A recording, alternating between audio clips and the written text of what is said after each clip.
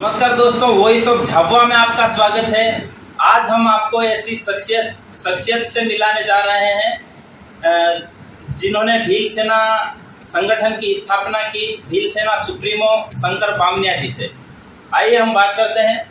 बामनिया जी नमस्कार। नमस्कार। पहले तो आपके दर्शकों को जोहार।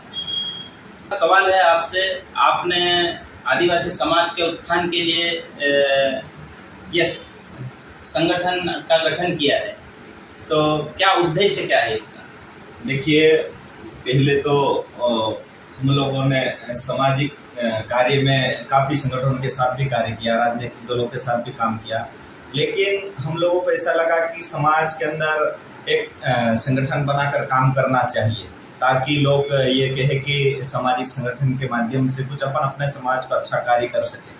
जैसे कि आप लोगों ने देखा होगा, हम लोग कहीं पे भी सबसे पहले स्टार्टिंग में हम लोगों ने दहेज प्रथा जैसे मामले को लेकर बहुत जागरूकता के लिए छोटी छोटी बैठकें चालू करी, जो धरातल पे अच्छा कार्य भी हुआ और कहीं कहीं जगह असफल भी रहा, क्योंकि अपने क्षेत्र में आदिवासी समाज के अंदर कुछ छोटी छोटी चीज़ें में भेदभाव चलता रहता है।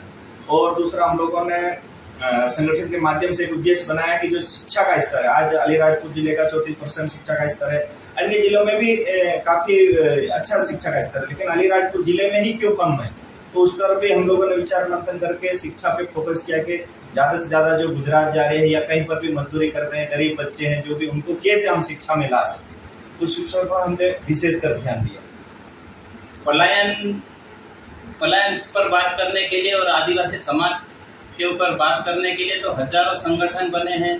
भाजपा भी आदिवासी समाज की बात करती है, कांग्रेस भी आदिवासी समाज की बात करती है, फिर आपको क्यों जरूरत पड़ी अलग से संगठन बनाने? देखिए, पलायन एक बहुत बड़ा मुद्दा है।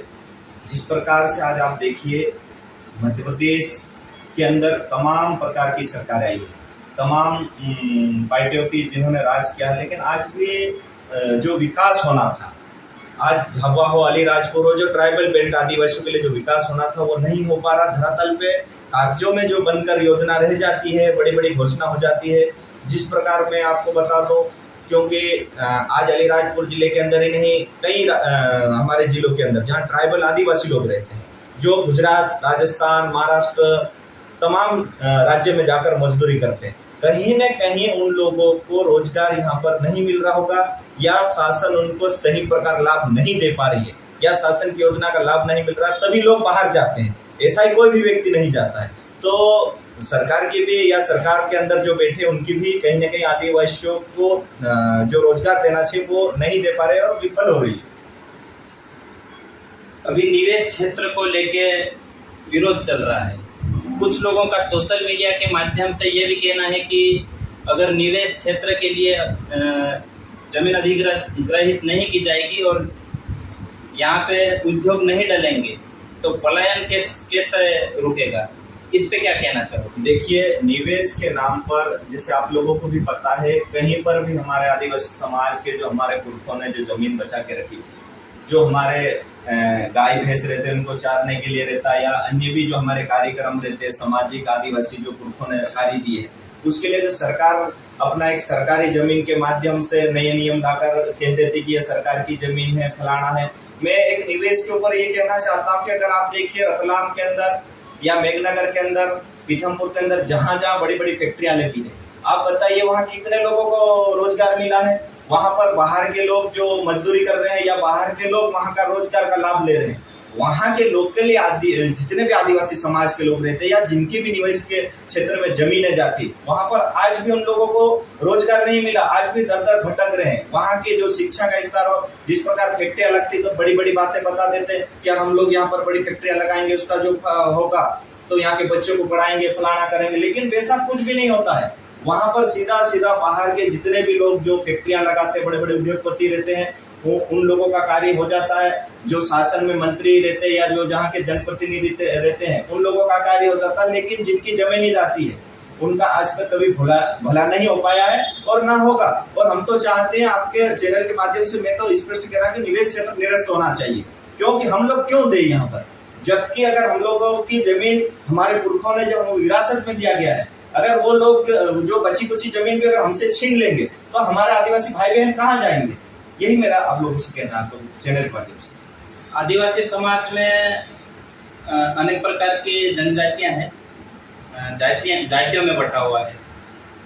और जैसे भील समाज है, भील समाज के अंदर बहुत सारा जिसको देजा बोलते हैं, देजा काफ़ी अधिक लिया जाता है। दारू का प्रचलन अधिक है, जिससे समाज कर्ज में जाता है और पलायन का एक मुद्दा वो भी बनता है। इसके ऊपर क्या कोशिश की जा रही है? देखिए, आपने बहुत अच्छा क्वेश्चन किया है। वो वास्तव ये हो रहा है यहाँ पर, और इसका सुधार होना चाहिए ताकि हमारे आदिवासी समाज के अंदर जो भी जनजाति रहती है, जो भी हमारे आदिवासी समाज के अंदर जितने भी हमारे जाति के लोग रहते हैं, खासकर मैं आपने जैसे भील समाज का जिक्र किया, तो मैं आप लोगों को बताना चाहता हूँ कि जिस प्रकार दहेज प्रथा है, जो अलीराजपुर, झाबुआ हो या दाहोद, जो कुछ जिलों के अंदर भील समाज के अंदर बहुत दहेज के नाम पर पैसा लिया जाता है, जबकि वो कानूनी अपराध है। ये चीजें नहीं होना चाहिए। और जो दारू की बात आती है, तो वास्तविक आदमी कमाता तो है, लेकिन अपना जो पैसा कमाकर इकट्ठा करता है, वो कहीं ना कहीं इन चीजों में, फिजूल खर्चे में अपना पैसा पूरा बर्बाद कर देता है और परिवार को सही प्रकार संचालित नहीं कर पाता है, और सही प्रकार ना उसको शिक्षा दे पाता, ना सही प्रकार उसकी परवरिश कर पाते। तो हम लोगों ने इस विषय पर भी काफी कार्य गंभीरता से काम कर रहे हैं, और धीरे धीरे बहुत अच्छा रीजन आएगा।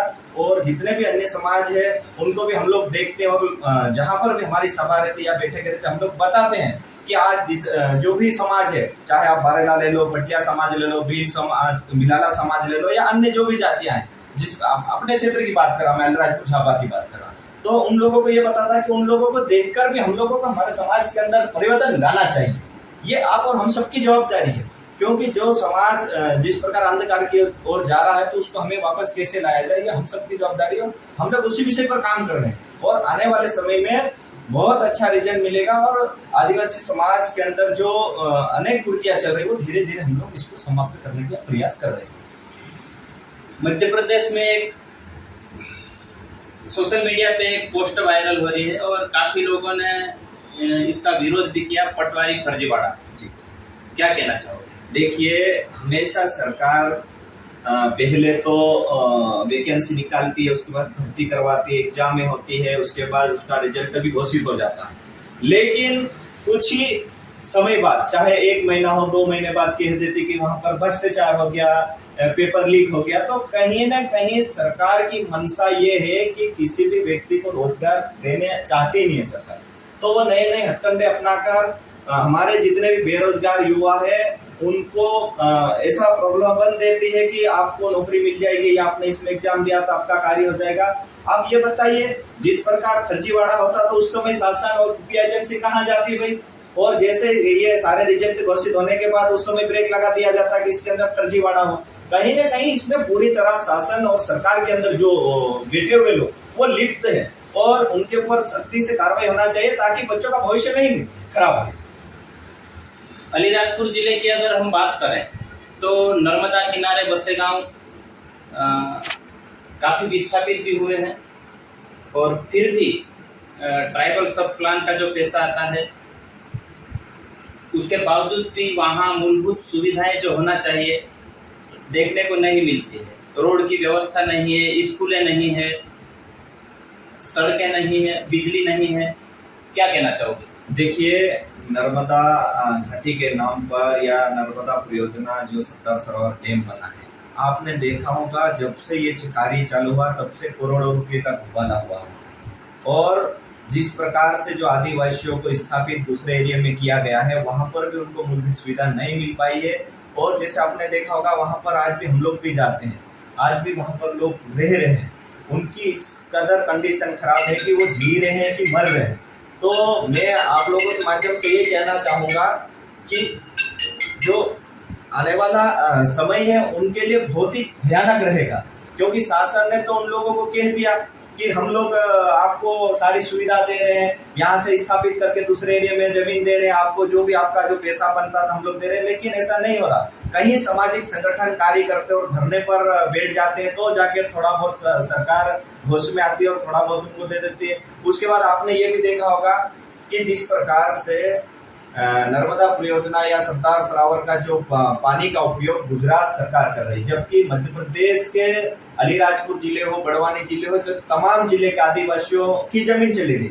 लेकिन आज भी आपने देखा होगा कि अलीराजपुर जिले को कितना पानी मिला, झापा को नहीं मिल पा रहा या बड़वानी को मिल पा रहा, क्योंकि ये हमारी जमीनें जा रही है तो हमारे जिले को पानी मिलना था, हमारे जिले को सुविधा देना था। जिस प्रकार आपने देखा होगा कि यहाँ पर एक 2200 करोड़ की योजना जो मेरे हिसाब से 5 साल हो गए उसको चालू की थी, जो सेजावाड़ा तक पानी जाएगा, उसमें आज क्या प्रोग्रेस है? आज बहुत ही हालत खराब है।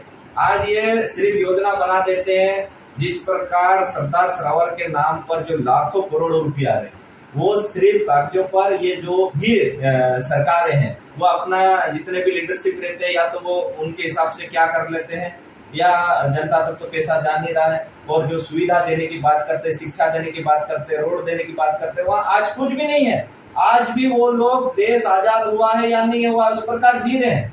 आज देश आजाद हुए 74-75 साल हो गए हैं, लेकिन आज भी उनको मूलभूत सुविधा नहीं मिल पा रही है, क्योंकि उन लोगों ने आज देश के अंदर जो गुजरात राज्य था, बीमारी राज्य का है मैं तो कहूंगा उसको, आज उसी के पानी की वजह से आज वो पूरा गुजरात कच्छ तक पानी पहुंच गया है। लेकिन जिन लोगों की जमीन गई उनकी आज भी दुर्दशा खराब है।